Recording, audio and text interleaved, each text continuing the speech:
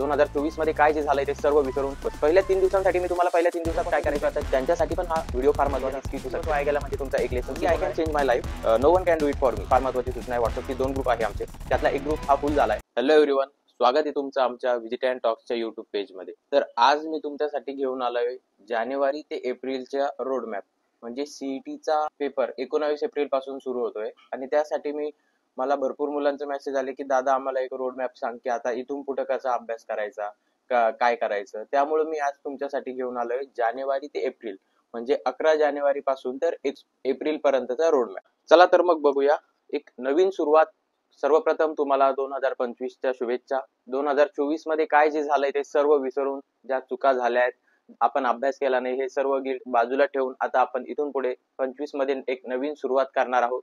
त्यामुळे तुम्हाला नवीन सुरुवातीच्या शुभेच्छा. आणि 24चं सर्व विसरून 25 मध्ये कसं आपल्याला अजून चांगलं करता येईल यावर लक्ष केंद्रित करून आज मी तुमच्यासाठी घेऊन आलोय जानेवारी ते एप्रिलचा रोड मॅप. चला तर मग बघूया. आता आपल्या एक्झामसाठी आजची तारीख आहे 10, म्हणजे आपला 11 पासून हा रोड मॅप सुरू होणार आहे. 11 जानेवारी पासून 11 जानेवारी ते 31 जानेवारी पर्यंत आपल्याकडे आहे 21 दिवस. फेब्रुवारीचे आपले 28 दिवस ते तर बोर्ड एक्झाम मध्येच जाणार आहेत. त्यानंतर आहे मार्चचे 31 दिवस. मार्च मध्ये तुम्हाला चांगल्या प्रकारे अभ्यास करायचा आहे.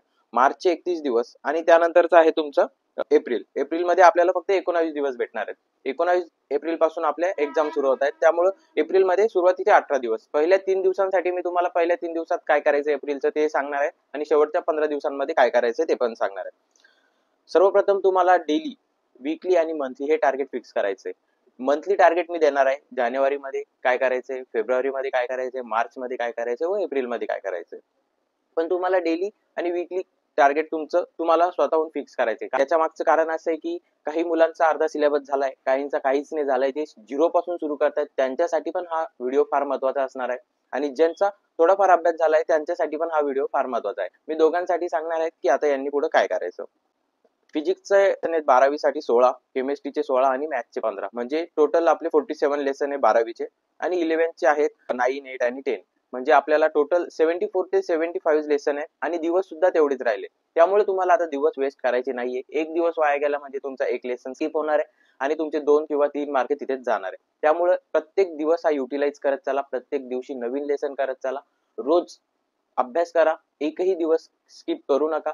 फेब्रुवारीमध्ये तुमची बोर्डची एक्झाम आहे, त्यामुळे फेब्रुवारीचा महिना तुमचा तो तसाच जाणार आहे बोर्डमध्ये. पण बोर्ड आणि सीईटीचा सिलेबस सारखा असल्यामुळे तुम्हाला सीईटीचाही अभ्यास सुरुवात करायचा आहे. म्हणजे सीईटीचा अभ्यास बोर्डच्या अभ्यासासोबतच तुम्हाला सुरू ठेवायचा आहे.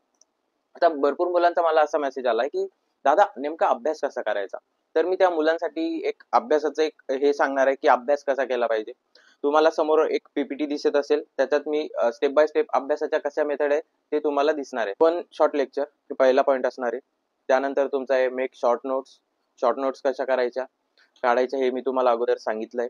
वन शॉट लेक्चर त्याच मुलांनी बघायचंय की ज्यांनी अगोदर काहीच केलेलं नाहीये. ज्यांचा तो लेसन झालेला आहे त्यांनी वन शॉट लेक्चर बघण्यात टाइम वेस्ट करायचा नाहीये. त्यांनी सरळ शॉर्ट नोट्सच्या रिव्हिजन करायचं आहे.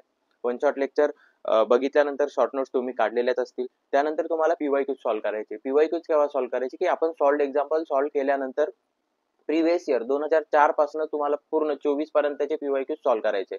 जर तुमच्याकडे टाइम नसेल किंवा तुम्ही अगोदर काहीच केलेले नसेल तर 2020 पासून ते 24 पर्यंतचे पीवायक्यूज तुम्हाला सॉल्व्ह करायचे म्हणजे करायचे.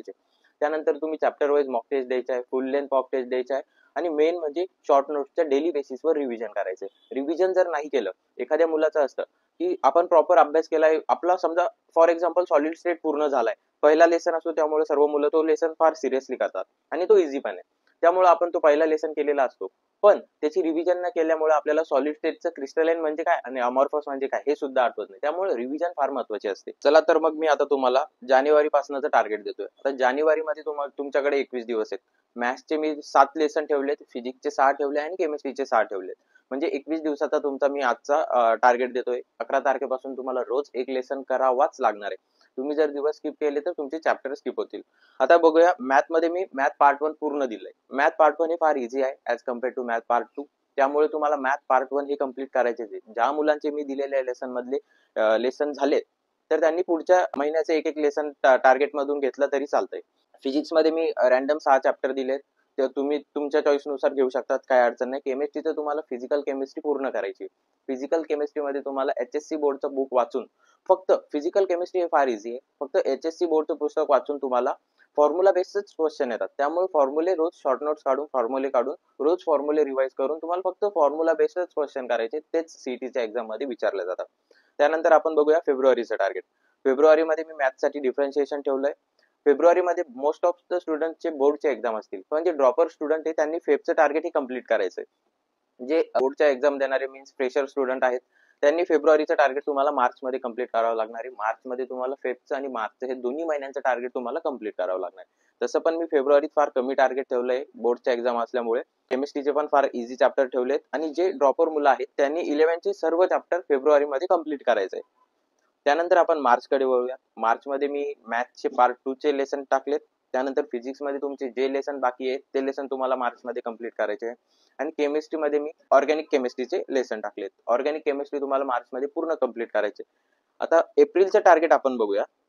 एप्रिलमध्ये मी सुरुवातीचे 3 दिवस म्हणजे 1 एप्रिल, 2 एप्रिल आणि 3 एप्रिल या 3 दिवसांसाठी तुम्हाला मी 3 लेसन दिले. शेवटच्या 15 दिवसांमध्ये तुम्हाला PYQ ची प्रॅक्टिस करायची आहे.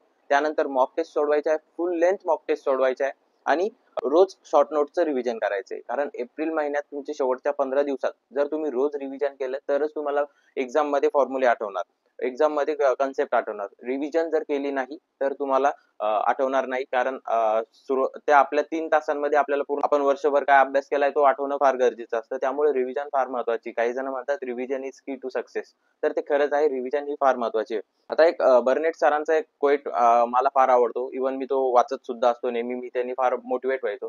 कारण काय असतं माहिती का, पॉझिटिव्ह माइंडसेट हा फार गरजेचा आहे. जर तुम्ही तुमचा अभ्यास झालाय पण तुमचा निगेटिव्ह माइंडसेट आहे, पण as compare to those student ज्यांचा पॉझिटिव्ह माइंडसेट आहे पण त्यांचा अभ्यास कमी झालाय, तर ते स्टुडंट तुम्हाला प्लस करून जातील. म्हणजे त्यांना तुमच्यापेक्षा जास्त मार्क पडतील. का तर त्यांचा पॉझिटिव्ह माइंडसेट आहे म्हणून. त्यांचा एक पोएट फार महत्वाचा आहे, म्हणजे फार गाजलेला पण मी तुमच्यासाठी घेऊन आलोय. Only I can change my life, no one can do it for मी.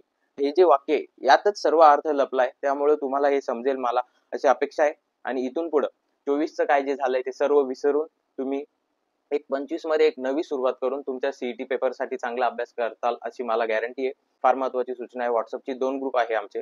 त्यातला एक ग्रुप हा फुल झालाय आणि दुसऱ्या ग्रुपमध्ये 930 अराउंड स्टुडंट आहेत. तर मी लवकरच एक तिसरा ग्रुप क्रिएट करेल, तर त्याची लिंक मी तुम्हाला त्या ग्रुपमध्ये शेअर करेल. त्यामुळे तुमचे जे मित्र असतील त्यांना व्हॉट्सअपच्या ग्रुप जॉईन करायचा असेल तर त्यांना ती तिसऱ्या ग्रुपची लिंक शेअर करायची.